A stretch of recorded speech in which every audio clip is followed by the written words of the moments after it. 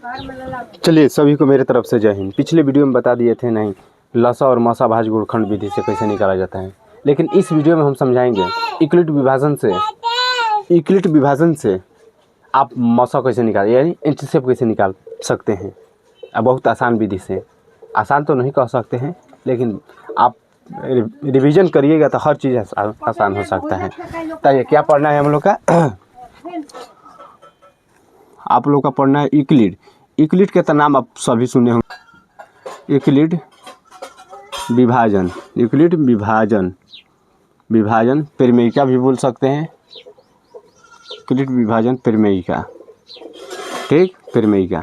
पहले मेरे भाई इसका एक पहले सूत्र होता है। यूक्लिड विभाजन जो होता है, यूक्लिड विभाजन प्रमेयिका बराबर एक सूत्र होता है जिस सूत्र का नाम है ए बराबर बी क्यू प्लस आर, ठीक, बी क्यू प्लस आर। और इसको हिंदी में लिखा जाए तो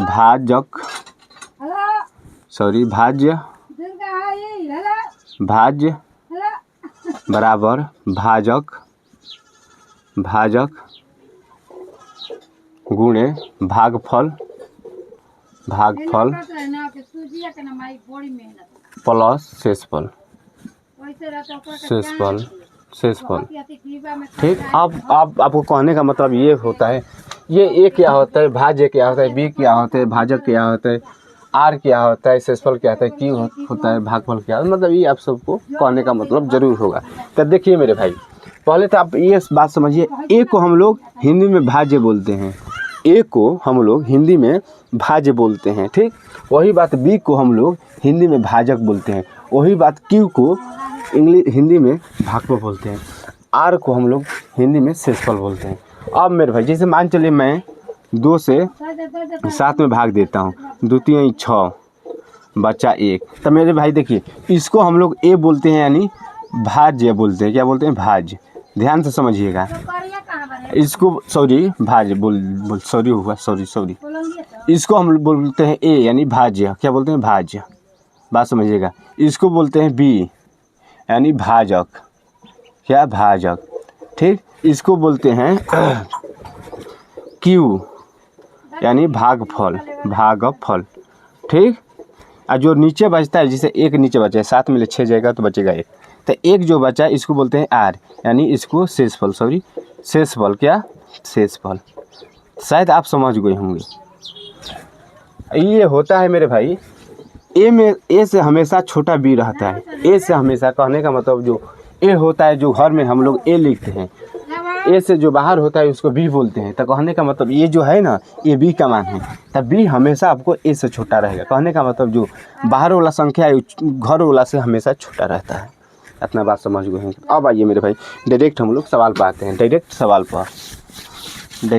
पर हम ला देते हैं। घुमा फिरा को हमको बात करना नहीं आता हम लोग। अब मेरे भाई देखिए, जैसे आपको सवाल देगा यूक्लिड यानी यूक्लिड विभाजन प्रमेयिका से 135 और 225 का एचसीएफ निकाल। तो पहले कहने का मतलब मेरे भाई यहाँ पर लिखते हैं 16। हूबहू लिखिएगा ना सवाल में, जैसे मैं बना रहा हूँ। भले उम्र छोटे लेकिन हौसला बहुत बुलंद है। थोड़ा मेरा गला सुन लग रहा होगा क्योंकि इसमें से माला टूट गया है, ठीक। अब मेरे भाई देखिए, जो यूक्लिड विभाजन है, पहले यूक्लिड विभाजन लिखिए, कोई दिक्कत नहीं। यूक्लिड विभाजन लिख सकते हैं, क्या दिक्कत है। प्रमेयिका। अब मेरे भाई जो यूक्लिड विभाजन प्रमेयिका बराबर सूत्र है वही वाला यहाँ पर लिखिए। पहले ये बात मानिए, ए बराबर क्या होता है, बी बराबर क्या होता है। तो कहने का मतलब जो इसमें से सबसे बड़ा है वो ए का मान है। तो सबसे बड़ा कौन है? कहिएगा 225, तो 225 ए का मान होगा। छोटा कौन है? 135, तो वो बी का मान होगा। अब यूक्लिड विभाजन पर आपका सूत्र मालूम होगा, देखो उस पर लिखा हूँ ऊपर, ए बराबर बी क्यू प्लस का आर। ए का मान कितना है? 225। बी का मान क्या है? 135। अब तक क्यू के मान मालूम नहीं है, आर के मान मालूम है, तो लोग एकदम निकालिए। 225 से 225 135 का पढ़ाई कितने बार पढ़ेंगे तो हम लोग का 225 है। तो कहेगा 225 तो ज़्यादा हो जाए, कम हो जाएगा, नहीं आ पाएगा। तो एक बार में तो लगेगा ना, एक कम यानी 135 से कम 135, ठीक। तो घटाइए 0 9 यानी 90 बचेगा।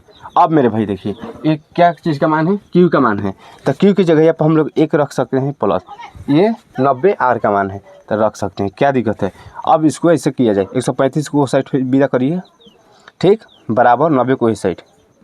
अब क्यू तो फिर वही साइड हो गया, मतलब ऐसे ही हो गया। तो फिर कहने का मतलब 135 को घर में लाइए, 90 से भाग मारिए, 90 90 180 ज़्यादा हो जाएगा 2 मर्त में, तो एक ही मर्त में लगाइए 90।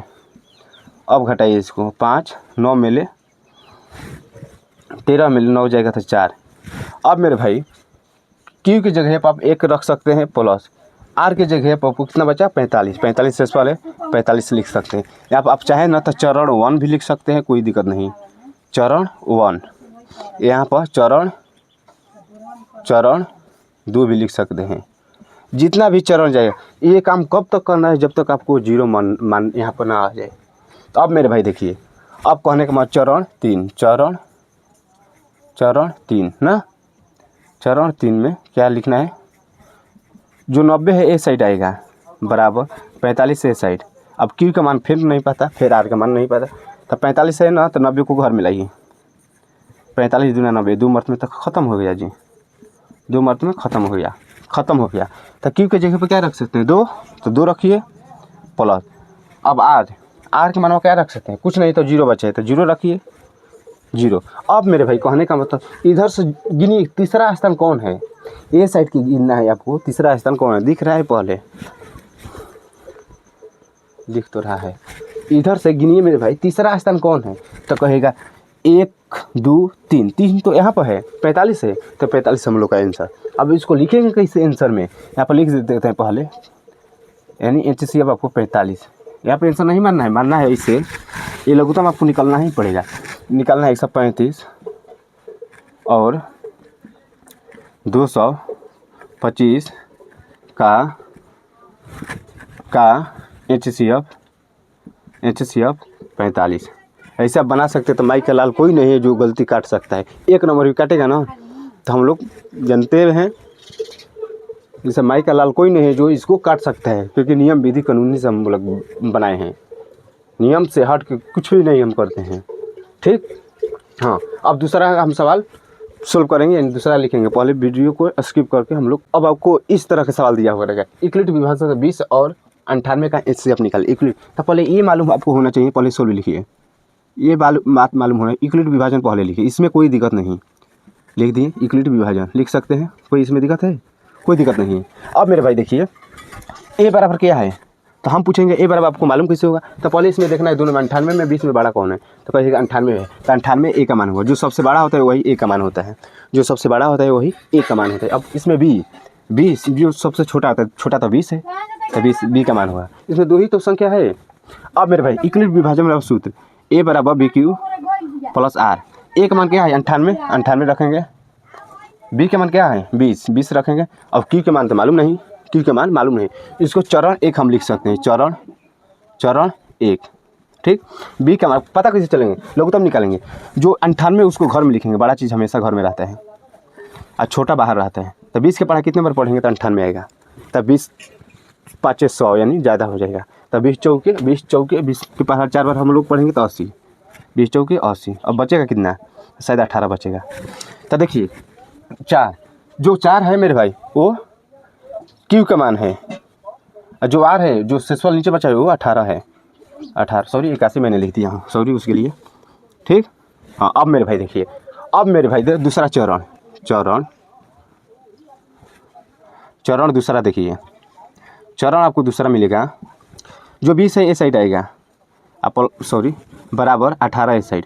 अब तो फिर क्यू के मान मालूम नहीं, आर का मान मालूम नहीं, तो फिर उसको 20 को घर में लाएंगे, 18 से भाग मारेंगे, 18 1 18, ठीक। बचा कितना आपको कहिएगा, बचा 2, ठीक मानता हूँ 2। अब क्यू के मान क्या है, क्यू के मान कहिएगा आपको 1 है, 1 जो उधर बचता है 1 प्लस आर का मान कितना है, तो कितना बचा है 2, तो 2 रख लेंगे, ठीक 2 रख लेंगे। अब तीसरा चरण देखिए, चरण तीसरा 18 को साइड विदा करेंगे, 2 को यहाँ पर लाएंगे, ठीक। अब फिर आर क्यू के मान मालूम नहीं चला, आर के मान नहीं मालूम चला, तो फिर आपको 18 में भाग देंगे 2 से, तो 2 में 18 यानी कट गया ये पूरे, कहने का मतलब अब जो क्यू है, क्यू के स्थान पर क्या है 9 है तो 9 रखेंगे, प्लस आर का मान क्या है 1 है तो 1 रखेंगे। अब आप कहेंगे तीसरा स्थान इधर से गिनिए, तीसरा स्थान कौन है तो कहेगा 1 2 3 यानी 2 2, तो इसका ऐसे आप 2 लिख सकते हैं, लेकिन ये नियम नहीं होगा, इससे अब 2 ही हो। ऐसे लिख सकते हैं 20 और 98 का HCF 2 आंसर। ये नियम से बनाएगा ना, माई का लाल कोई नहीं है जो इस सवाल में 1 नंबर भी काट सकता है। माई का लाल कोई हिले नहीं है जो सवाल में 1 नंबर भी काटेगा ना, तो वो समझ लीजिए वो मैथ का टीचर नहीं है। कहीं भी पढ़ लीजिए, अगर ऐसा कोई बताएगा ना, ऐसा कोई बताएगा, हम भी एक महान आदमी से पढ़े हुए हैं, बड़े उम्र छोट है वो अलग बात है, जिसका उम्र छोटा होता है वही महान होता है। तो कोई भी मैथ पढ़ने से पहले मैं भाई हर वीडियो में बोलता आ रहा हूँ, ना जाने कई वीडियो में बना चुका हूँ, हर वीडियो में बोलता हूँ, कोई भी मैथ का टॉपिक पकड़िए, बेसिक पकड़िए, क्या दिक्कत है। चलिए इसके आगे हम लोग पढ़ेंगे परिमेय और अपरिमेय, परिमेय और अपरिमेय। ठीक, तब तक के लिए जय हिंद।